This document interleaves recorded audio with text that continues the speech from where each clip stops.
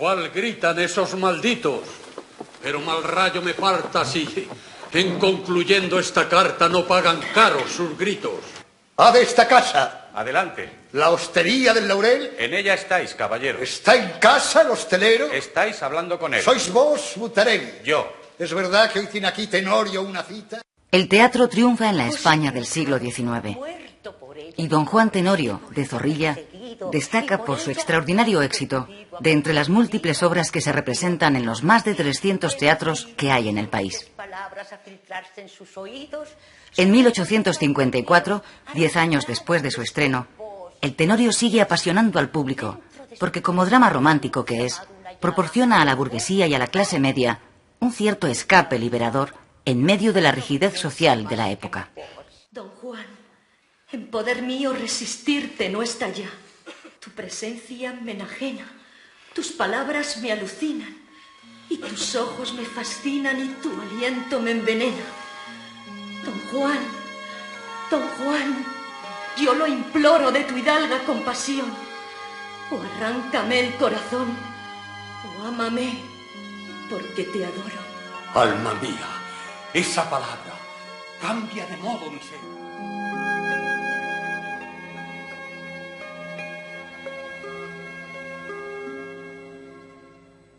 En la corte, Isabel II, la reina que más tarde sería llamada la de los tristes destinos, vive su propio drama romántico. Aunque sabía que era inútil todo, me resistí a casarme con Francisco de Asís. Debes cerrar los ojos y pensar en España. Europa está pendiente de tu boda. Tu opinión no importa.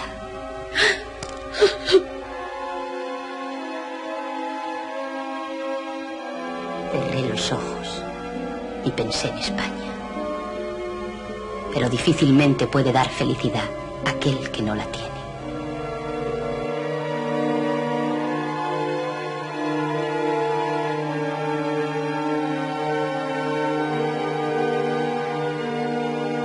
Cuando cumplió 16 años, en 1846, fue casada por razones de Estado con su primo Francisco de Asís, con fama de afeminado.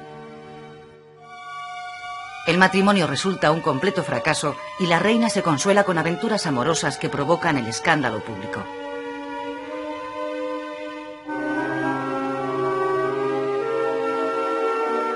Isabel II acaba rodeándose de una camarilla palaciega poblada de frailes reaccionarios, monjas milagreras y nobles intrigantes. Es la llamada Corte de los Milagros. La reina vive muy influenciada por esta camarilla, tanto que con frecuencia llega a saltarse la Constitución para intervenir en la gestión de los gobiernos y dirigir su política. La reina favorece con sus decisiones a los liberales moderados.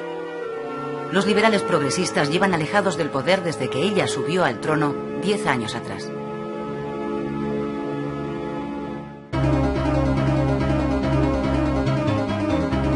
Por lo que se refiere a los liberales moderados, esos 10 años de ejercicio del poder les han desgastado. Sobre todo por la intransigencia de su líder político, el general Narváez, quien finalmente es obligado por los suyos a retirarse a un segundo plano. Las divisiones internas y los enfrentamientos dentro del partido moderado llevan la inestabilidad política a España, que padece una sucesión de gobiernos cada vez más débiles y más autoritarios.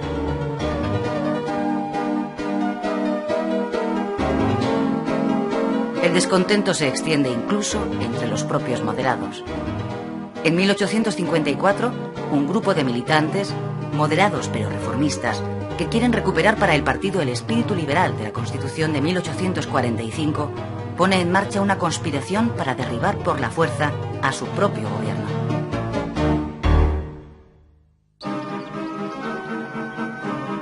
El levantamiento contra el gobierno se produce en junio de ese año, 1854, en Vicálvaro, pueblo cercano a Madrid. El golpe de Estado lo encabeza una vez más un militar. En esta ocasión, el espadón es el del general liberal moderado Leopoldo O'Donnell.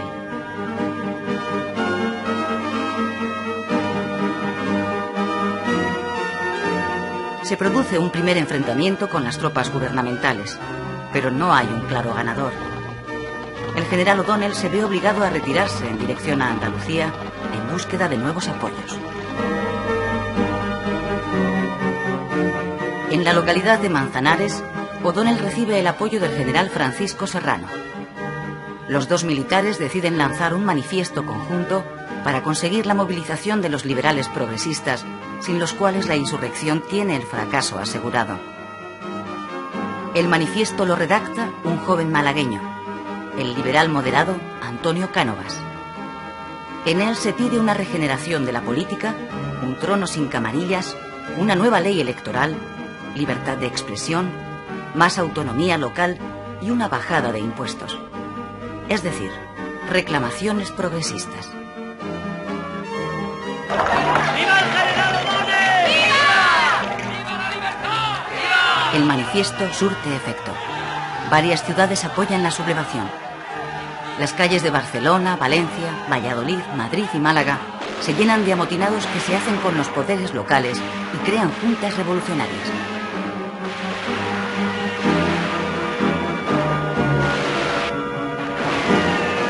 Durante el mes de julio de 1854, el alzamiento popular se extiende por el país y se hace más virulento. Se suceden los disturbios y los asaltos y saqueos a los palacetes de los hombres de negocios. Llega un momento en que el levantamiento escapa al control de quienes lo habían iniciado y se convierte en una sublevación popular.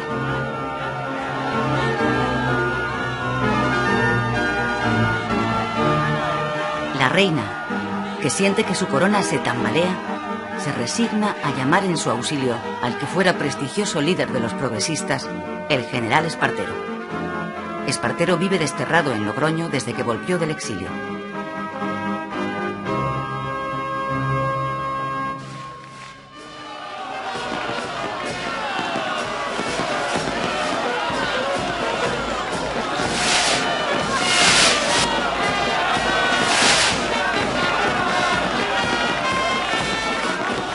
Espartero es nombrado presidente del gobierno. Con él vuelve al poder el Partido Progresista después de haber permanecido 11 años en la oposición. El general O'Donnell, que había sido el promotor del levantamiento, se tiene que conformar con entrar en el nuevo gobierno como ministro de la guerra.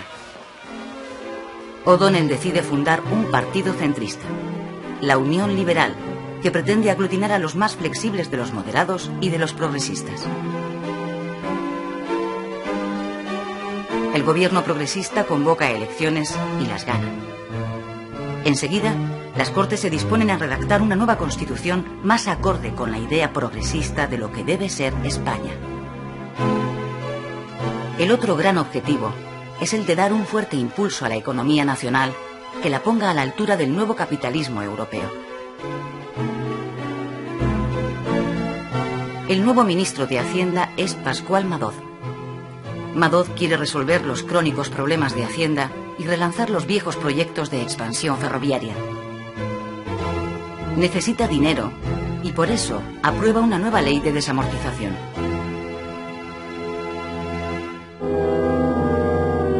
Con la desamortización de Madoz se nacionalizan y subastan sobre todo las tierras comunales de los municipios, pero también los bienes que todavía le quedan a la Iglesia después de la desamortización de Mendizábal.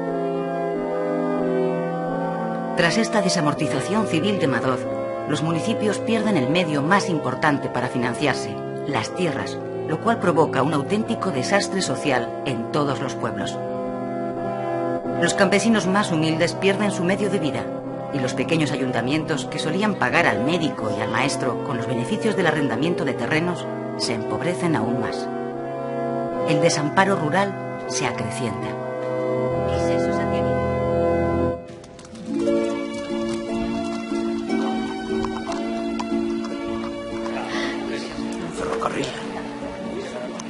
No, si yo ya lo había pensado. Cualquier mercancía llegaría a Madrid con la mitad de coste de transporte, por lo tanto se podría vender más barata o se tendría un mayor margen de beneficios. El negocio es tan claro que si no nos damos prisa, nos lo pueden pisar. Pensaba que usted solo se interesaba por la política. ¿La política? Cada día me interesa menos. La bolsa se ha enseñoreado del mundo. y tiene más poder que los gobiernos. Bien, me parece que puede ser muy interesante. A partir de 1855 se desata en el país la fiebre de la construcción de ferrocarriles. La explicación está en el respaldo que el gobierno ofrece a los proyectos de nuevos trazados. El Estado invierte en ellos parte del dinero obtenido con la desamortización. Pero sobre todo, aprueba una nueva ley de ferrocarriles que incentiva extraordinariamente la participación del capital extranjero. ¡Qué alegría! ¿Qué? ¿Cómo hay? Fantástico. Les aseguro que París es una ciudad conquistada. En la bolsa no saben dónde meter el dinero. Cuéntanos. Estamos en la época de las grandes empresas. Lo que ocurre aquí no es nada. Europa está congestionada de oro y necesita negocios donde colocarlas. ¡Viva el ferrocarril de Villeneuve! El capital extranjero, especialmente francés, entra masivamente en España y en consecuencia se hace con la propiedad de la mayor parte de las compañías ferroviarias.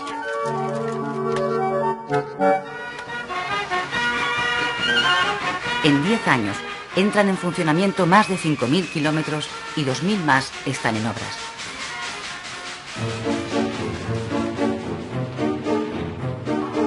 Con la expansión del ferrocarril, España vive los efectos de la revolución de los transportes. El tiempo se acelera y las distancias se acortan. Hasta ese momento, la velocidad máxima que podía alcanzar el hombre era la de un caballo a galope, la misma que en tiempos de los romanos.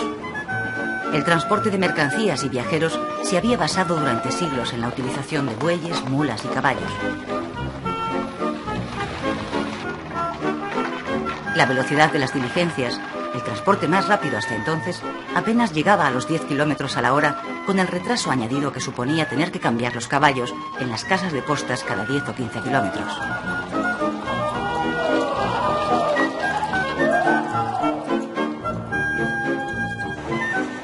Con la llegada del tren, esa velocidad se triplica.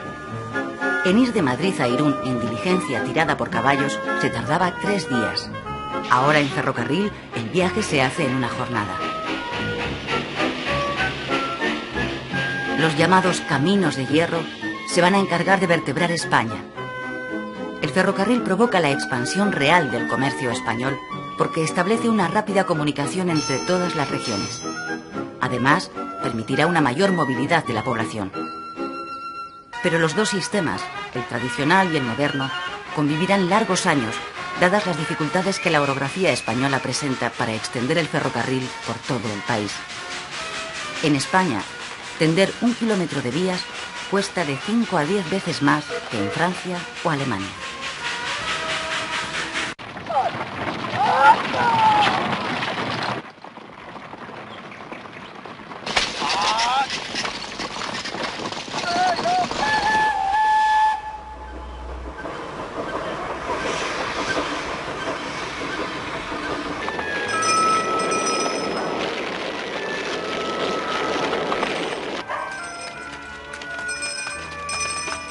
A pesar de los esfuerzos de los liberales por modernizar España, las epidemias de cólera y las hambrunas continúan abatiéndose cíclicamente sobre el país. En 1855, el cólera se lleva por delante a miles de españoles. La esperanza de vida al nacer no llega entonces a los 30 años de media.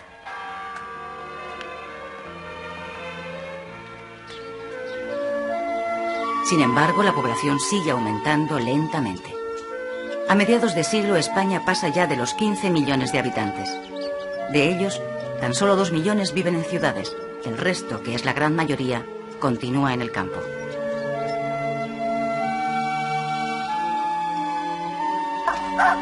Es en esta época cuando se inicia la emigración del campo a la ciudad. Las zonas costeras del Mediterráneo y del Cantábrico, junto con Madrid, son los destinos preferidos de los inmigrantes que van buscando los lugares donde las industrias tienen necesidad de mano de obra.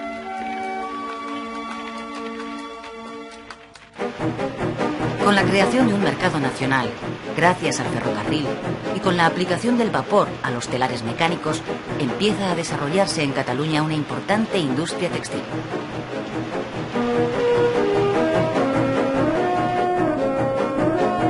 Otra actividad industrial que inicia en estos momentos su despegue es la de la obtención del hierro, la siderurgia.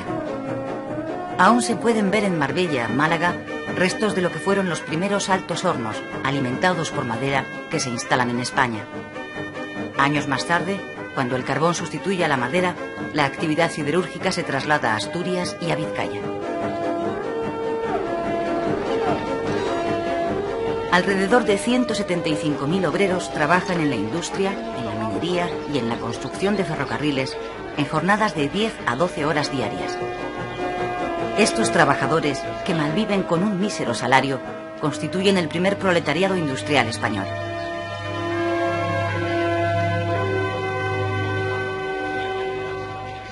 En 1855 se produce en Barcelona la primera huelga general, promovida por los trabajadores textiles que reclaman libertad de asociación y una jornada laboral de 10 horas.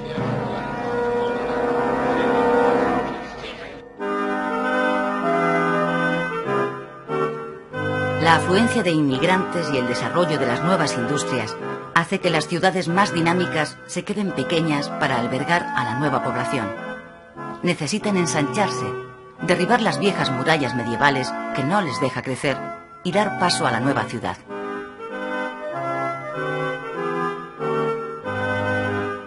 El proyecto para el ensanche de Barcelona del ingeniero Ildefonso Cerdá, pionero del urbanismo moderno, plasma el modelo ideal de la nueva ciudad: racional, ordenada, higiénica y sobre todo al servicio de los ciudadanos y de su libertad individual. Pero en el momento de llevarlo a la práctica, el proyecto es parcialmente mutilado por los promotores.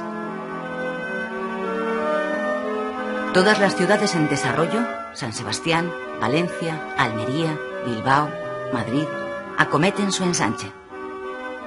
En la capital de España, el hombre de negocios José de Salamanca construye el conocido como Barrio de Salamanca, otro ejemplo de la nueva ciudad moderna.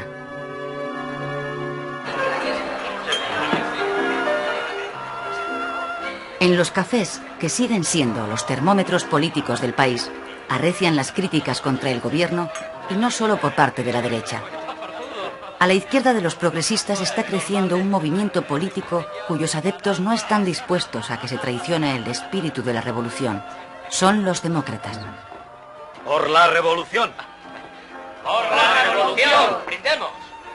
El Partido Demócrata, nacido en la década anterior de una escisión del Partido Progresista, reivindica el sufragio universal y la libertad de asociación y de conciencia. Y estoy seguro de que me permitirán. La mayor parte de sus miembros son republicanos. Su figura más conocida es la del catedrático universitario Emilio Castelar. En el verano de 1856 estalla una nueva revuelta social en varias ciudades. El gobierno progresista comete graves errores en la resolución de esos conflictos. Eso es aprovechado por el general O'Donnell, apoyado por la reina Isabel II, para dar un golpe de Estado y hacerse con el poder. Lo primero que hace O'Donnell al llegar al gobierno es disolver las Cortes, de mayoría progresista, convocar nuevas elecciones y restablecer la Constitución de 1845.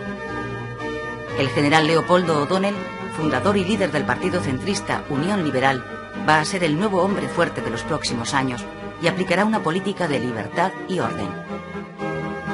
Durante 10 años, su partido se alternará en el gobierno con los liberales moderados del general Narváez, dejando fuera a los progresistas. Pero hay una ocasión, en 1858, en que O'Donnell logra mantenerse en el poder durante 5 años seguidos, el periodo más largo de un gobierno en todo el siglo XIX.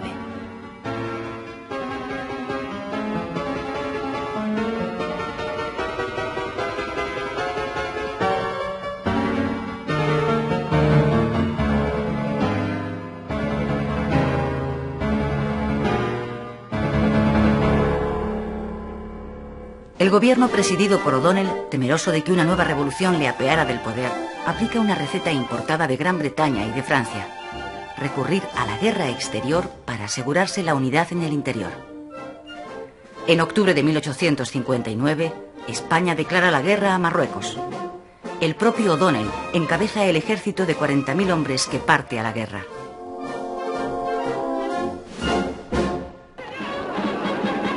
El plan de las tropas españolas es, partiendo de Ceuta, avanzar sobre Tetuán. Los primeros enfrentamientos se saldan a favor de los rifeños.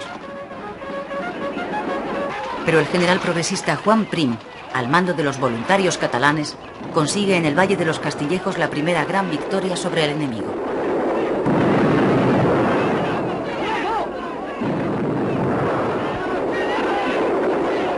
La gesta convierte a Prim en héroe nacional.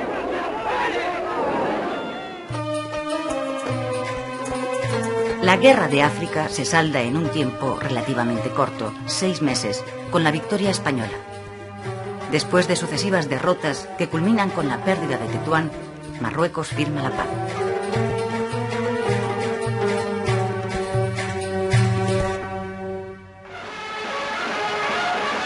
O'Donnell había logrado unir a todos los partidos frente a la guerra.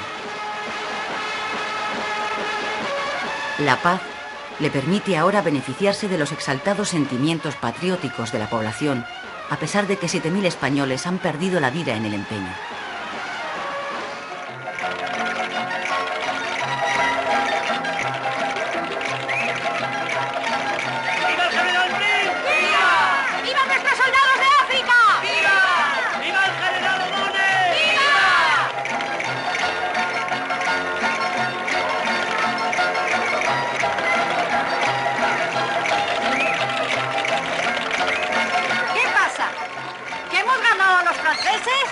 No, señor Pilara. A los moros. Les hemos quitado Tetuán. ¿Tetuán? Hey. ¿Y dónde cae eso?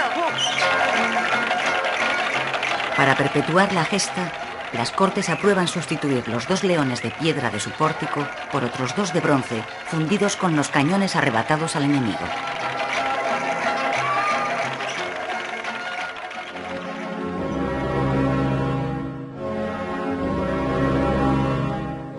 En vista del éxito de la guerra contra Marruecos, O'Donnell insiste en la política de guerras de prestigio en el exterior y toma varias decisiones. Envía a México al general Prim al frente de un ejército de intervención. Manda una expedición militar de castigo a la Conchinchina. Acepta que Santo Domingo se reincorpore a la corona española. Y finalmente desata la Guerra del Pacífico contra Perú y Chile.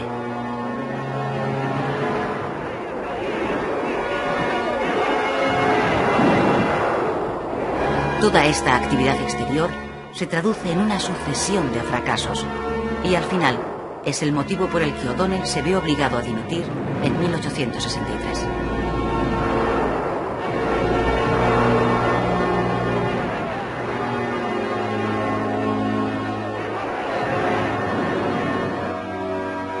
A partir de ese momento se turnarán en el poder los liberales centristas y los moderados, y el general Narváez acabará ocupando de nuevo la jefatura del gobierno.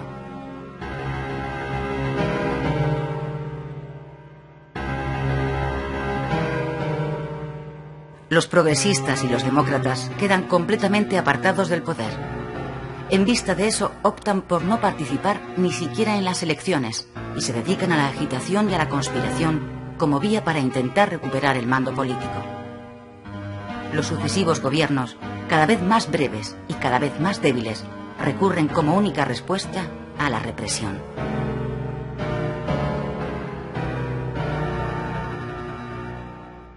Es una vergüenza que un hombre como Castelar haya sido expulsado de su cátedra por motivos políticos. El catedrático Emilio Castelar, del mismo modo que otros intelectuales próximos al Partido Demócrata, utiliza las aulas universitarias para difundir sus ideas de cambio. Pero el gobierno de Narváez no está dispuesto a consentir los efectos que provoca el ejercicio de la libertad de cátedra de los profesores. Yo les prometo que estudiaré su petición.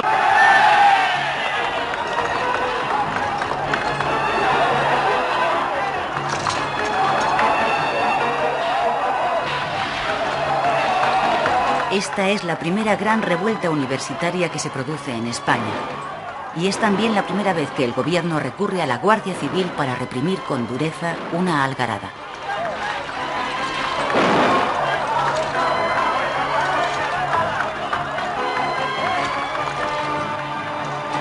Tanto la oposición como los ciudadanos reaccionan con indignación ante lo sucedido.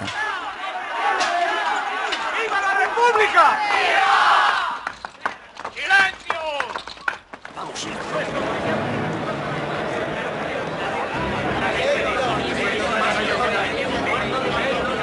Venga, el curso está ordenado. Hola, Valeña. Estas son ventas de valor. A las tensiones políticas se suma en 1866 la llegada a España de la recesión económica que está asolando Europa. Las acciones se desploman y el flujo de inversiones extranjeras hacia nuestro país se paraliza. Se quiebra así la buena racha económica de las 2 últimas décadas, con el correspondiente agravamiento de las tensiones sociales.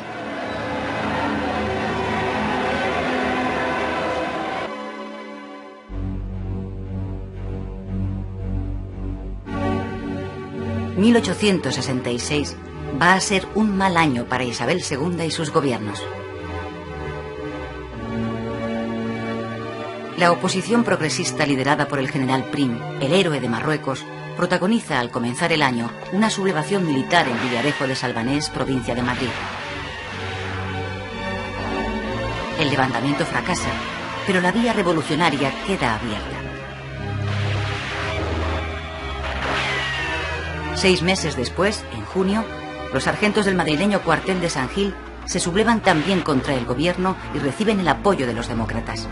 Pero son reducidos y 66 de ellos son fusilados.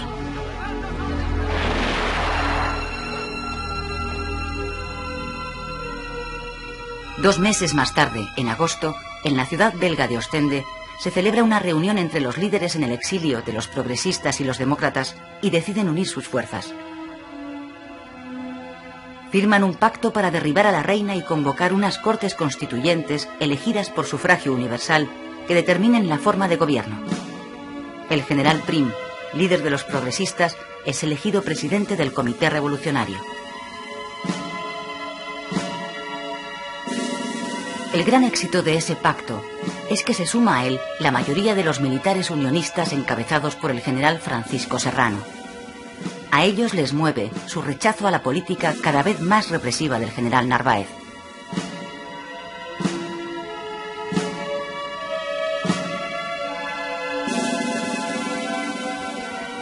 A la reina solo le queda el respaldo de los liberales moderados y de su anciano líder, el general Narváez, quien a duras penas mantiene en pie el andamiaje político montado en torno a Isabel II. Pero en abril de 1868 muere Narváez y con él desaparece el último apoyo de la reina.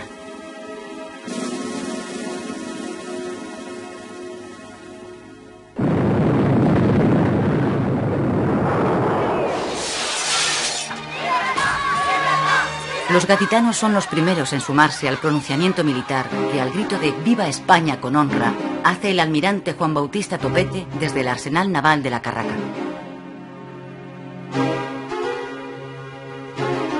Es el 18 de septiembre de 1868.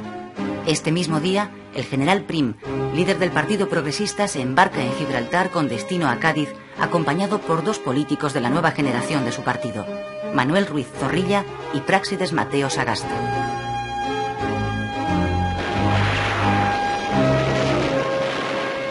La revolución, bautizada por el pueblo como La Gloriosa, triunfa pronto en Cádiz, a donde el general Serrano llega con sus tropas para apoyar el levantamiento. Desde la capital gaditana, la revolución se extiende con extraordinaria rapidez por todas las ciudades de España, donde se van creando juntas revolucionarias. 10 días después del pronunciamiento de Topete, se libra junto al puente de Alcolea, en Córdoba, la batalla decisiva entre las tropas fieles a la reina y las revolucionarias mandadas por el general Serrano.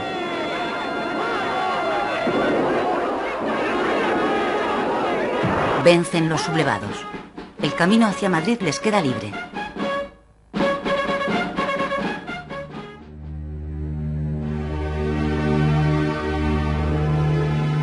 Isabel II, que está en Lekeitio, Vizcaya, veraneando con su familia, se ve obligada a partir al exilio. Marcha a Francia.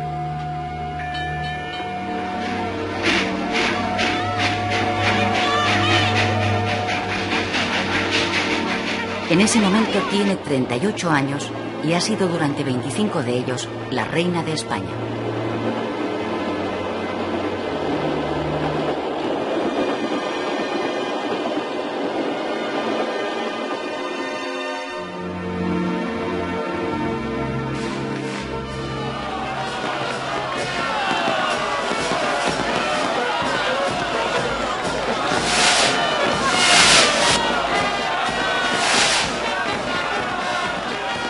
Con el triunfo de la Revolución de 1868 se inicia en España un tiempo de esperanza.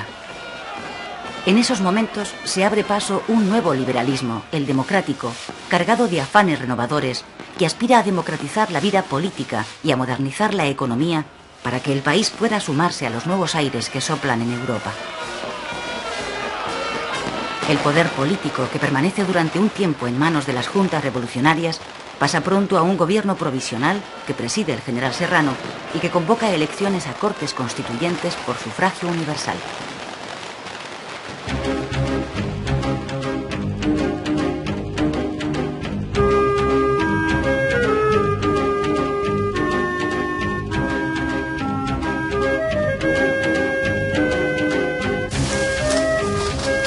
Las noticias procedentes de España aceleran en Cuba los planes de los independentistas y el 10 de octubre, 2 días después de la formación del gobierno del general Serrano, estalla en Yara, en la zona oriental de la isla, una sublevación. La encabeza Manuel Céspedes, quien promete a sus partidarios la independencia y la abolición de la esclavitud. De las colonias que aún conserva España, Cuba, Puerto Rico y Filipinas, Cuba es la más próspera y la mejor situada estratégicamente. Dedicada al cultivo del café, tabaco y sobre todo azúcar, es un importante mercado para las exportaciones de la península. En la isla vive 1,5 millones de personas. De ellas, el 40% son de raza negra, mayoritariamente esclavos, que trabajan en los ingenios azucareros que hacen de la isla la mayor productora de azúcar del mundo.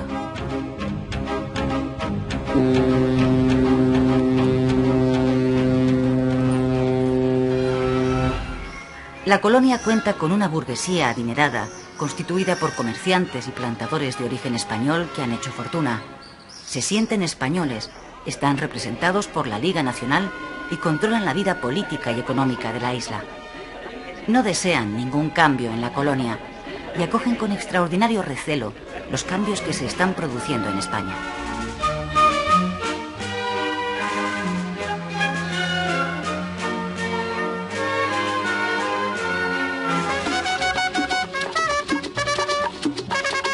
La clase media se nutre mayoritariamente de criollos, es decir, hijos de españoles nacidos en Cuba.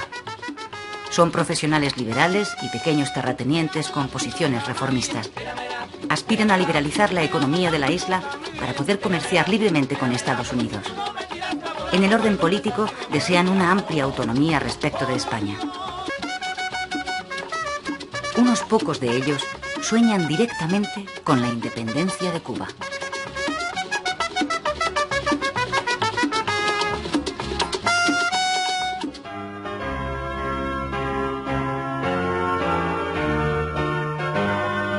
A finales de octubre, en pleno clima revolucionario, llega a Barcelona el anarquista italiano Giuseppe Fanelli. Es un propagandista de la Internacional Obrera que viene a establecer contacto con los obreros más activos de España para invitarles a formar parte de la Internacional.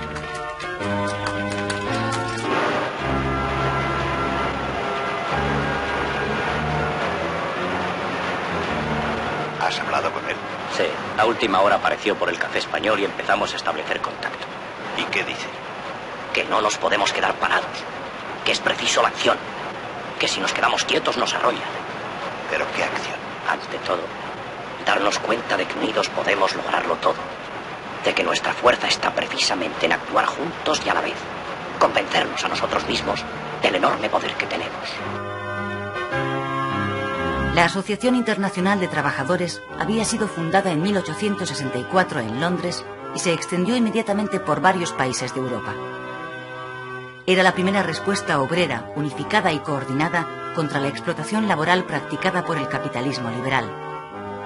Nació con la voluntad de cumplir 3 grandes objetivos: reforzar el sindicalismo de clase, consolidar la huelga como instrumento para lograr abolir la propiedad privada e implantar el socialismo. Dentro de esta primera internacional conviven 2 tendencias, la anarquista y la marxista.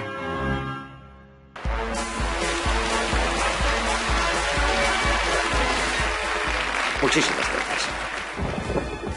Os prometo que si salgo elegido seré un celoso defensor del bienestar de esta tierra.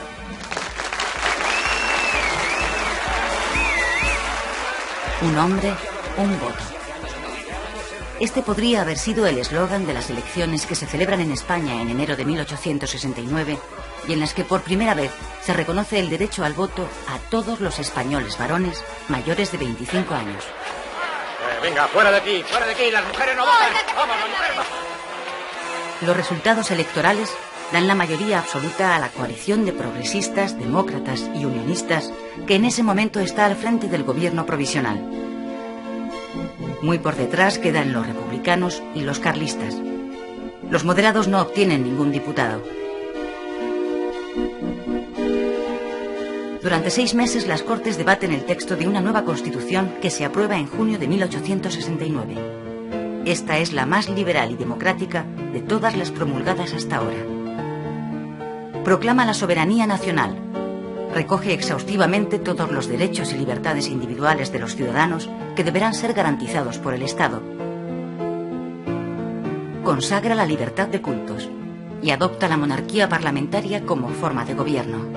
El monarca reina, pero no gobierna. Sin embargo, la nueva Constitución plantea un problema, y es que España sigue siendo una monarquía, pero en esos momentos no tiene rey. Esta va a ser la tarea más urgente del nuevo presidente del gobierno, el general Prim: buscar un monarca que sustituya a la depuesta reina Isabel II.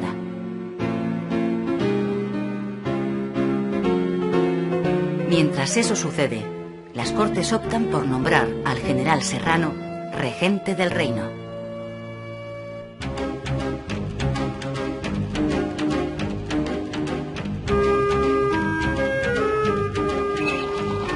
En Cuba, la sublevación independentista de Yara se ha consolidado en la zona oriental, la más pobre y agreste de la isla. Allí abundan los pequeños propietarios que, al sumarse a la rebelión, liberan a sus esclavos para atraerlos a su causa. De ese modo consiguen reclutar en poco tiempo un ejército de 10.000 hombres, los llamados mambises, que hostigan incesantemente a los españoles con acciones de guerrilla. ¡Sargento! ¡Sargento! ¡Los mambises están llegando! ¡Corneta, toca llamar al general!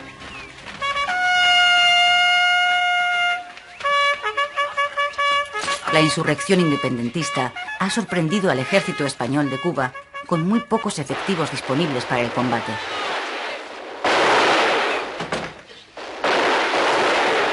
Solo 8.000 soldados de los 27.000 que hay en la isla están en buenas condiciones de salud. Los demás están fuera de servicio, víctimas de distintas enfermedades tropicales. La más temida por los soldados es la fiebre amarilla, también llamada el vómito negro por su altísima mortalidad. Sí, Antonio. ¿Cómo te encuentras? Muriendo. No lo creo. Para hacer frente a las necesidades de la guerra de Cuba, el gobierno se ve en la necesidad de llamar a filas a 25.000 jóvenes, desoyendo así el clamor popular que había acompañado la revolución del 68. Abajo las quintas. Se llama reclutamiento de quintas al sorteo que se realiza para elegir entre los mozos útiles una quinta parte de ellos. Estos son los llamados a filas. El sistema tiene una perversa particularidad. Los hijos de familias adineradas tienen la posibilidad de eludir el servicio militar mediante el pago al Estado de una elevada cantidad de dinero. El resultado es que solo cumplen con la patria quienes no pueden pagar la redención en metálico. Por este motivo, las llamadas a quintas suelen ir acompañadas de motines populares. 200.000 soldados españoles cruzarán el Atlántico durante los 10 años que va a durar la Guerra de Cuba.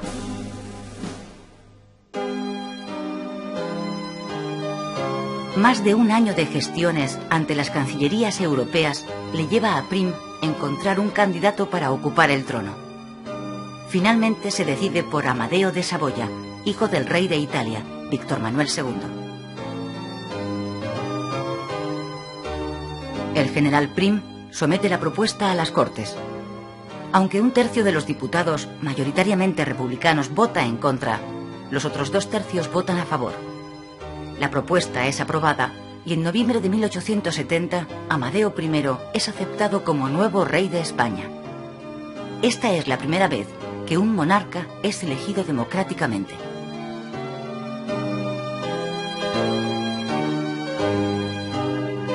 Unos meses antes, en junio, la reina Isabel II, que sigue exiliada en Francia, ha abdicado en su hijo, Alfonso, que cuenta entonces 13 años de edad.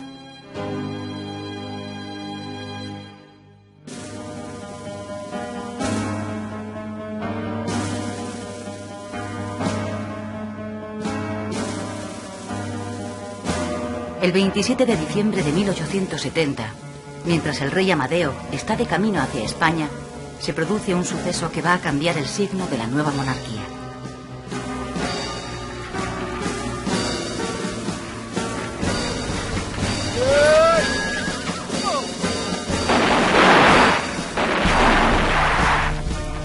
El general Prim, presidente del gobierno, resulta gravemente herido en un atentado. Todavía hoy continúa siendo un enigma la autoría del magnicidio.